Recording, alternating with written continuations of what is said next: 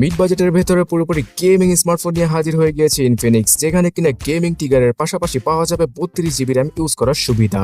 এবং এই ফোনটা আন্ততুতে 1.5 মিলিয়নের কাছাকাছি স্কোর করতে পারে। তার সাথে 108 মেগাপিক্সেলের ক্যামেরা সেটআপ সহ wireless charging, reverse wireless charging সবকিছু ফিচার দিয়ে দেওয়া হয়েছে মিড বাজেট ক্যাটাগরির ইনফিনিক্সের এই গেমিং GT30 Pro স্মার্টফোনটায়। সো বাংলাদেশে কেমন প্রাইসে পাওয়া যাবে এবং আদৌ কি এই ফোনটা ভালো হবে কিনা iqoo, Realme অথবা Xiaomiর তুলনায় সবকিছু সম্পর্কে জানতে লাইক সাবস্ক্রাইব করে দেখতেই থাকুন।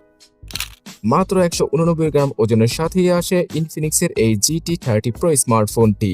আর এখানে 5500 mAh এর হিউজ ব্যাটারিকে ইউজ করা হয়েছে।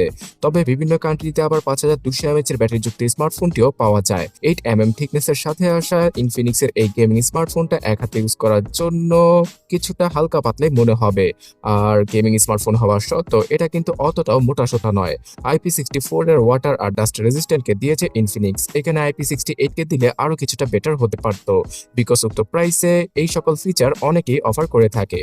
120 হার্জ নয় 144 হার্জের অ্যামোলেড ডিসপ্লেকে এবার ইউজ করা হয়েছে ইনফিনিক্সের এই গেমিং স্মার্টফোনটায়। আর এখানে 4500 নিটসের পিক ব্রাইটনেসের পাশাপাশি সর্বোচ্চ 1600 নিটসের ম্যাক্সিমাম ব্রাইটনেস পাওয়া যাবে, যেটা কিনা রোদের আলোতে ফোনটা ইউজ করার জন্য পারফেক্ট। 6.78 ইঞ্চি সাইজের এই ডিসপ্লেটার বডি রেশিও মানে বেজেল গুলো অনেকই পাতলা এবং 1.5K রেজলিউশন থাকায় গেম খেলে অথবা মুভি দেখে সকলেই এনজয় করবে।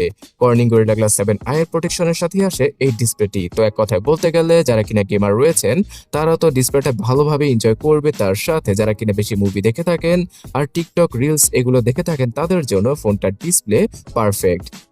অ্যান্ড্রয়েড 15 এর সাথে আসা এই ফোনটা আগামীতে 16 এবং 17 পর্যন্ত আপডেট পাবে। রয়েছে ইনফিনিক্সের XOS 15, যেখানে কিনা অনেকগুলো AI রিলেটেড ফিচারকে ইউজ করা হয়েছে। তার পাশাপাশি এখানে গেমিং মোডটাও রয়েছে, যেটা কিনা গেম খেলার সময় FPS কাউন্ট করা সহ নোটিফিকেশন ব্লক করা আর ফোনের মধ্যে থেকে সর্বোচ্চ পারফরমেন্সকে বের করে আনার জন্য পারফেক্ট। তবে এটার যে অ্যাডস এবং ব্লোটার সেগুলো কারোই পছন্দ হবে না, যদিও কিনা XOS 15টা অনেক বেশি স্মুথ করা হয়েছে আগের তুলনায়। আর এখানে আইফোনের iOS এর মতোই কন্ট্রোল সেন্টারকে পাওয়া যাবে। অলরাইট, এবার গেমিং সম্পর্কে জানাচ্ছি, যেটার জন্য কিনা এই ফোনটা উড়াধুরা সেল হবে। মিডিয়াটেক ডাইমেনসিটি 8350 আলটিমেট এই চিপটাকে ইউজ করা হয়েছে ইনফিনিক্সের এই ফোনটিতে, যেটা কিনা 1.4 থেকে 1.5 মানে 15 লক্ষের আশেপাশে অন্তত বেঞ্চমার্কে স্কোর করতে পারে। এখানে মালির G615MC6 মানে 6 কোরের জিপিওটা থাকায় গেম খেলে অনায়াসে ভালো এনজয় করা পসিবল হবে। যদিও কিনা এটা একদম হাই রেঞ্জের ফ্ল্যাগশিপ ফোনগুলোর মতো কাজ করবে না, তারপরও মিড বাজেট ক্যাটাগরিতে সর্বোচ্চ পারফরমেন্সটা ইনফিনিক্সের এই ফোনটা তুলে আনতে পারবে। এখানে ভেপার কুলিং চেম্বারকে ইউজ করা হয়েছে, তাই ফোনটা হিট আপ হলেও খুব দ্রুতই ঠান্ডা করা পসিবল। এবং বেশি অন্তত বেঞ্চমার্কে স্কোর করার আরো একটা কারণ হচ্ছে গিয়ে এই ফোনটার UFS 4.0 ক্যাটাগরির ইন্টারনাল মেমোরি। 256 এবং 512 এই দুইটা ইন্টারনাল মেমোরির পাশাপাশি 8GB এবং 12GB এই দুইটা র্যাম ভেরিয়েন্টের সাথে আসে ইনফিনিক্স GT30 Pro।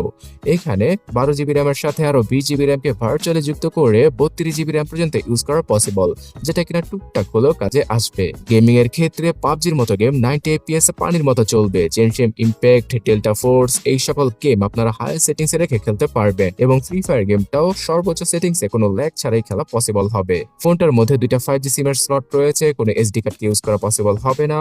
ক্যামেরাগত দিক দিয়ে 108 মেগাপিক্সেলের মেইন এবং 8 মেগাপিক্সেলের আলট্রা ওয়াইড ক্যামেরার পাশাপাশি 13 মেগাপিক্সেলের সেলফি ক্যামেরাকে ইউজ করেছে ইনফিনিক্স।